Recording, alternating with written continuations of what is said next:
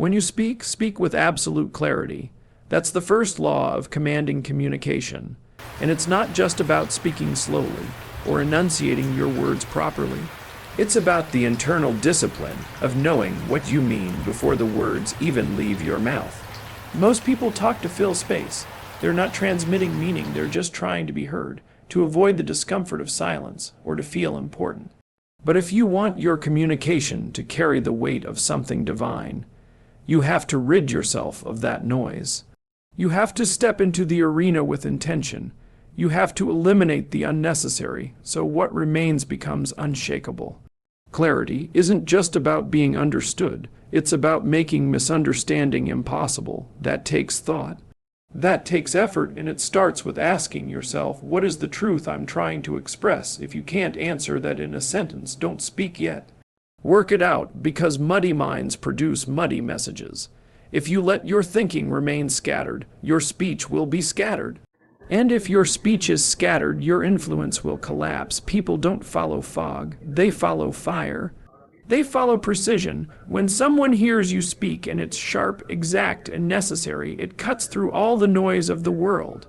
It lands, it changes things. There's a kind of elegance in that, a divine sharpness. And it's not just about sounding smart either. It's about respect. Respect for the listener's attention, respect for the moment, respect for the fact that words are powerful. They create, they destroy, they heal, they command. So if you're careless with them, you're careless with your influence, and people feel that, they tune you out. But if you speak with that quiet fire, where every word feels chosen, refined, necessary, people lean in. They feel like they're hearing something rare, and in a world drowning in noise, rarity is power. That level of clarity demands restraint. You don't throw in every idea you have. You don't try to say everything at once. You don't ramble to prove you're smart. You refine, you cut, you discard what's not needed, like a sculptor chipping away at the stone, and what's left is sharp. That's where the authority comes from. People don't follow a flood, they follow a river, something that flows in one direction. Something that carries weight, not confusion. And here's the thing, when your words are clear, your presence becomes magnetic. People can't help but respect someone who knows exactly what they're saying and why they're saying it. There's no posturing, no over-explaining, no seeking approval in the eyes of others. Just clarity, directness, reality, and that kind of speech. That kind of communication resonates on a level far deeper than surface talk. It doesn't just inform, it transforms. This level of clarity forces you to know yourself. You have to wrestle with your own confusion. You have to sort through your own contradictions, and that's not easy. It's far easier to speak vaguely and hope people get the gist. But that's cowardly. If you're going to speak, don't just express yourself, express what is necessary. Speak in a way that serves the moment, not your ego. And that requires that you sacrifice ease for effort. Clarity isn't cheap. It's earned. You earn it by being rigorous with your thinking. You earn it by listening more than you speak. You earn it by being willing to look foolish in silence rather than speak nonsense just to appear confident. Clarity also creates trust. People are drawn to those who make sense. When your words consistently reveal truth and you deliver them with precision, people stop questioning your intent. They stop trying to decode you. They just listen and they follow, because clear communication isn't just efficient, it's ethical. It honors the intelligence of others. It shows that you value their time.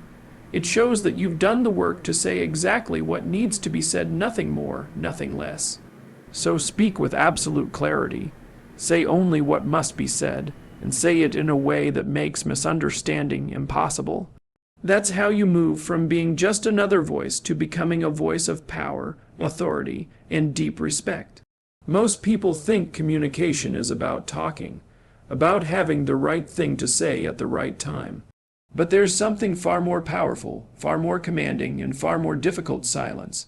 The kind of silence that isn't awkward or insecure, but deliberate. Controlled, that kind of silence, when used properly, communicates more than words ever could. Because it's not just what you say that carries weight, it's what you don't say. And when you understand that, when you truly grasp the power of restraint, you begin to realize that silence isn't the absence of communication. It's the elevation of it. There's a reason why the most influential people speak less, but are listened to more. They're not in a hurry to fill space. They don't chase validation with their voice. They let the moment breathe. They give their words room to echo, and when you do that, when you let a pause stretch just long enough to pull people in, rather than push them away, something shifts. You start commanding attention not through volume, but through presence. It's not about being the loudest person in the room. It's about being the most grounded, the most composed. That kind of presence speaks even when you're silent. People are terrified of silence because it reveals things. It shows you who's comfortable with themselves and who isn't, who's secure in their thinking and who's just performing. But when you can hold silence without flinching, when you can let it sit there and do its work, you're showing that you don't need the room to reassure you. You're not desperate to be heard. You're already whole, and anything you say is an extension of that, not a cover for your insecurity. This isn't about being passive. It's not about refusing to speak. It's about learning to time your speech with precision. Like a conductor waiting for just the right moment before the music begins. Because sometimes the most impactful sentence isn't the one you say, but the space you give before saying it. That space forces people to lean in. It invites their attention rather than demands it. And when you finally speak, it lands. Not because it was louder, but because it was earned. You see this all the time with people who truly understand influence. They're never in a rush. They don't interrupt. They don't jump to prove a point. They listen. They let the silence stretch just long enough to draw you into their world. And then when they speak, it's like something important is happening, because it is. That's what happens when your silence isn't rooted in hesitation, but in strength. It becomes the signal that something of value is coming. Most people fill silence because they're afraid of what it will expose. They speak just to protect their image, to keep control. But real control comes from letting go of that fear, from knowing that your words don't lose power if they arrive later. They gain it, they build anticipation. They come from a deeper place, not a reactive one. And that's the kind of speech that changes people. That's the kind of speech that shapes environments. Even in disagreement, silence can be a weapon. Not the silence of withdrawal or passive aggression, but the silence of centeredness. The kind that says, "I've heard you and I'm thinking." That pause alone shifts the dynamic. It disarms people. Because now they're dealing with someone who doesn't react automatically, someone who reflects before responding. That kind of control, that kind of silence, it's intimidating, and rightly so, because it signals mastery. And what's beautiful about all of this is that it's accessible. It doesn't require a title or a stage or perfect articulation. It just requires discipline. Discipline to hold your tongue until your words are ready. Discipline to sit in the tension of a quiet moment and let it sharpen you. That's where your voice gets forged, not in the noise, but in the stillness before it. So don't rush to speak. Don't fear the silence. Use it. Let it become your ally. Let it add weight to your words. Because when you learn to command presence through silence, you become someone worth listening to, even before you've said a single thing. When you speak, it's not just the words people hear. It's the energy behind them. It's the alignment between your voice, your posture, your expression, your tone, your presence. That's what people actually respond to. You can say all the right things, use the right vocabulary, make the perfect argument, and still fall flat if the energy isn't congruent with the message. Because we're not just logical beings, we're emotional, intuitive, pattern-recognizing creatures. We pick up on inconsistencies, often without knowing it. We sense when something feels off, when someone says one thing but radiates something entirely different. And the moment there's a disconnect between your words and your energy, you lose credibility. You want to communicate like a god. Then start by becoming whole. Align what you say with what you believe. Say only what you mean. Don't put on a show, because people don't trust performance. They trust presence. They trust the person who speaks with conviction, whose tone matches their intent, whose eyes don't flinch under the weight of truth. That's when communication becomes more than talk. It becomes force. It cuts through resistance. It moves people without coercion. Because it's not just heard, it's felt, and this isn't about volume. You don't need to raise your voice to raise your impact. In fact, it's often the quietest voices that carry the most weight because they don't waste energy on pretense. They're rooted, and when you're rooted in what you say, when your entire being backs your message, people stop questioning whether they agree with you. They start questioning whether they've been seeing things clearly at all. That's the power of aligned speech. It shifts perception at a deeper level. You can feel the difference when someone speaks from that place. There's a calm intensity in their tone, a stillness beneath the words. They don't rush, they don't chase approval. They speak as if they already know the weight of what they're saying, and they trust that it will land exactly where it's meant to. That trust, that groundedness, it comes from knowing you're telling the truth, from having lived it, not just read about it. And people can tell the difference between recycled knowledge and lived experience. They can feel it. And that's where your energy becomes everything. Because even when people don't remember what you said, they remember how you made them feel. That's not a cliché. That's neuroscience. The emotional imprint of your presence lasts far longer than the literal content of your words. So if you want to speak in a way that lasts, that echoes, that roots itself in memory, you have to make your entire body speak. Your voice, your gestures, your silence, your pacing. It all has to form one message, not many. This takes effort. It takes inner alignment. You have to clean up your intent. You can't say one thing but secretly mean another. You can't try to manipulate people and expect to be trusted. You can't speak from your head while your heart remains disengaged. If there's a fracture between what you're thinking, feeling, and expressing, it will show. People may not be able to articulate it, but they'll feel it. And they'll resist it because it feels false. But when it's all aligned, when your energy is clean, when your words are precise, when your delivery is measured, when your presence is unshaken, you become a force of nature.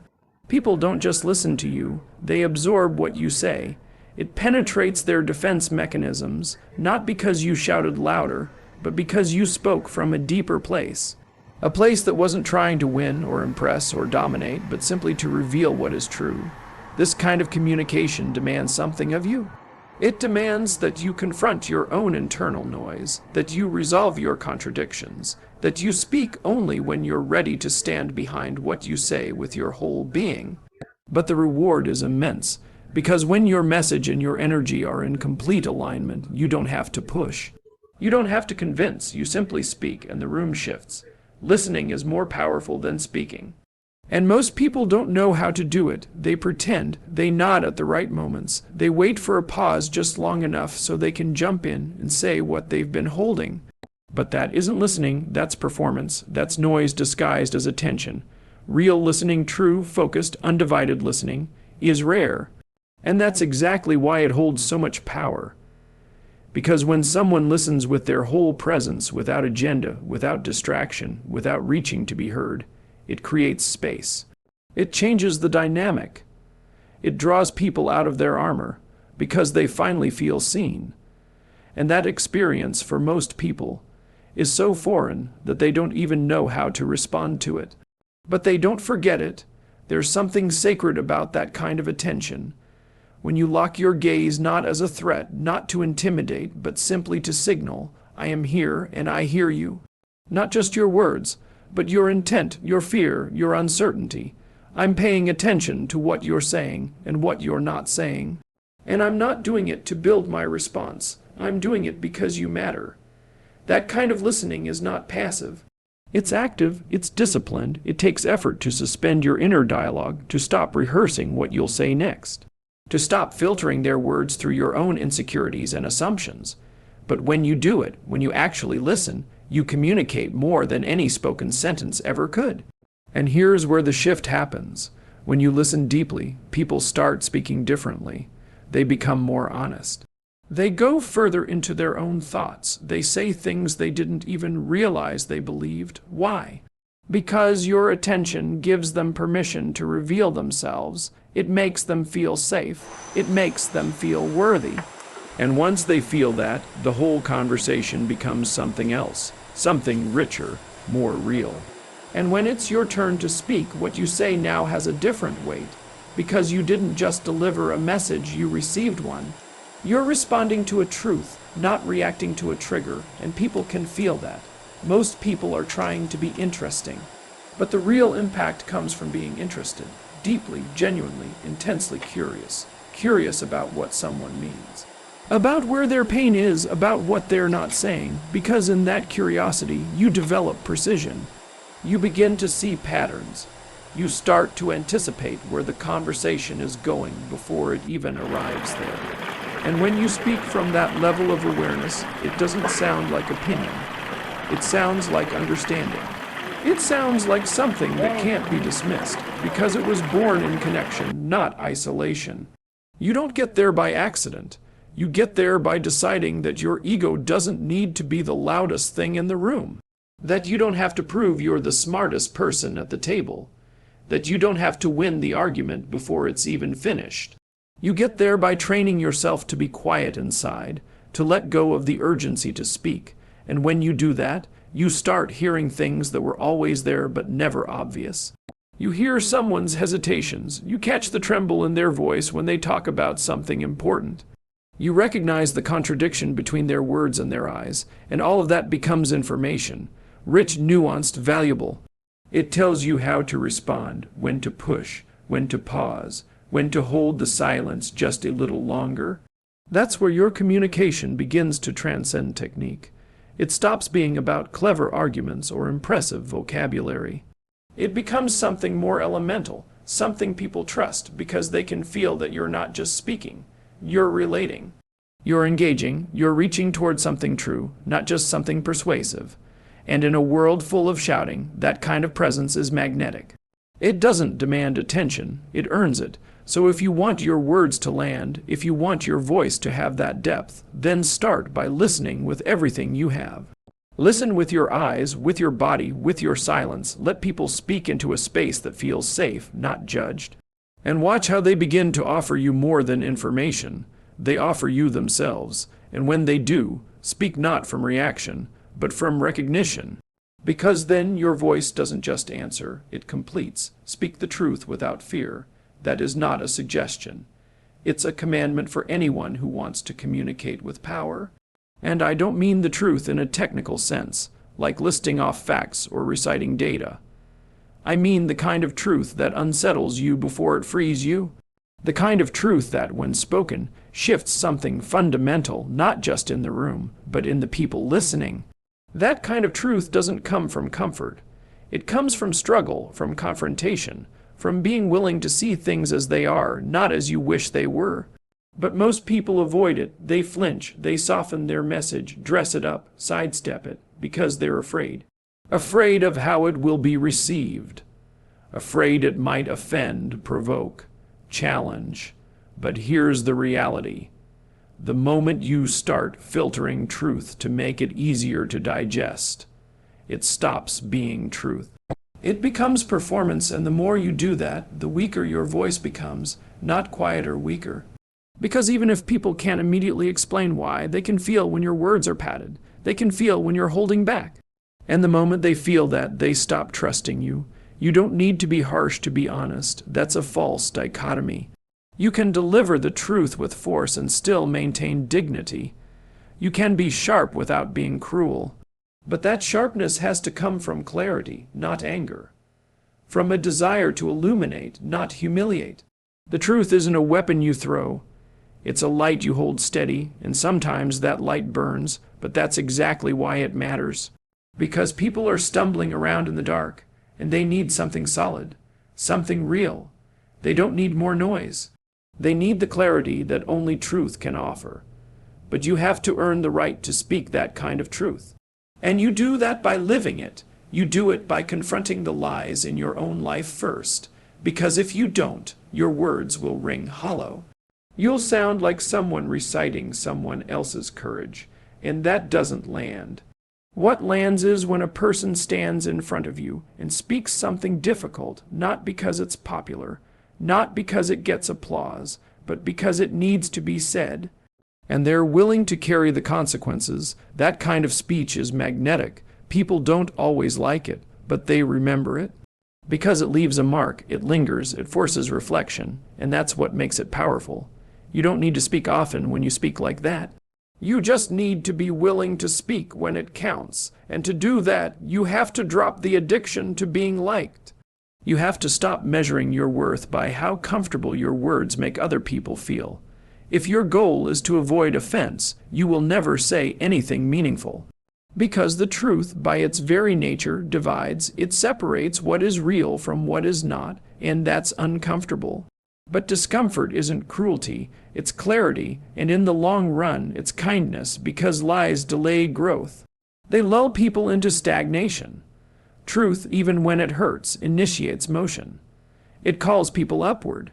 And when you become the kind of person who speaks like that, not out of self-righteousness, but out of necessity, people begin to rely on your voice. Not because it flatters them, but because it sharpens them. So speak the truth, not selectively, not only when it's easy. Speak it especially when it's hard, especially when you're afraid to, especially when you know it might cost you. Because if your words are always safe, they will never be sacred. They'll never be transformational. They'll never be more than noise, and remember, you don't need to yell to speak truth. You don't need to overpower. The deepest truths don't require volume. They require stillness, precision, conviction. They require that you mean every word and that you're willing to carry whatever weight those words create.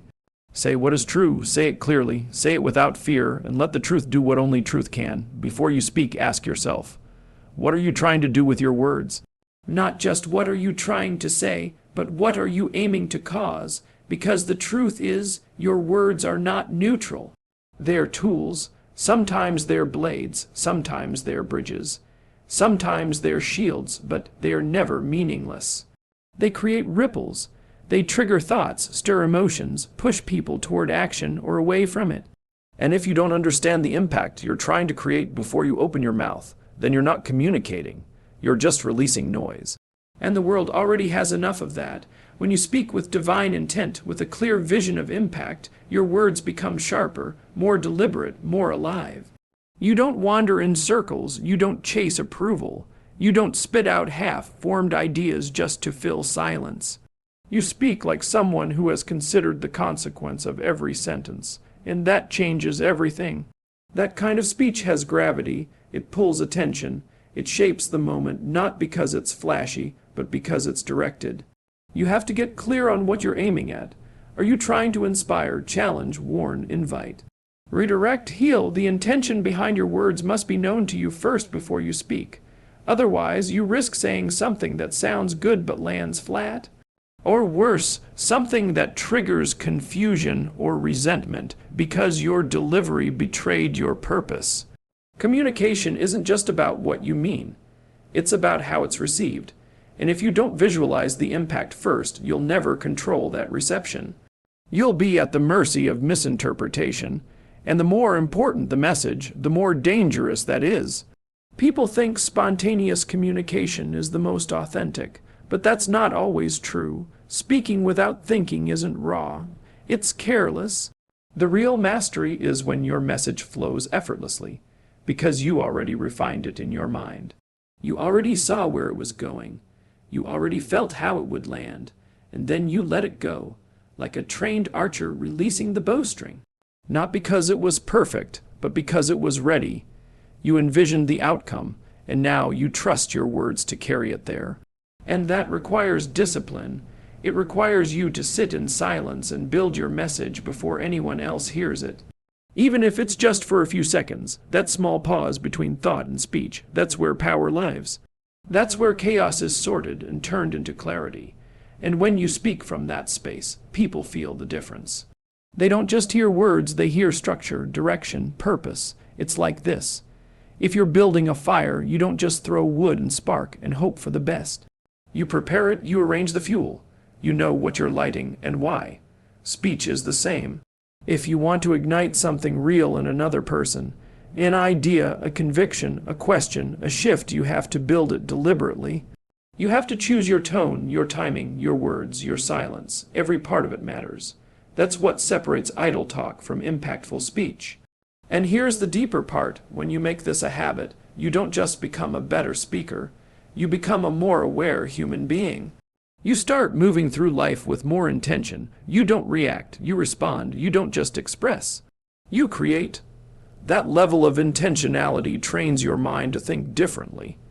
It makes you sharper, harder to manipulate, more trustworthy, because now when people hear you speak, they know this isn't just talk. This is something thought through, something that came from awareness, not from impulse, and that kind of person stands out. Because everyone else is busy reacting, blurting, rambling, seeking attention with words that go nowhere. But you've already seen the destination before you started speaking, and that's why your voice carries further. That's why it stays with people, because you were one of the few who spoke not just to be heard, but to deliver something that mattered. So before you speak, envision the impact, picture what you're trying to create. Let that vision shape your words, guide your tone, refine your message. And when it's ready, release it.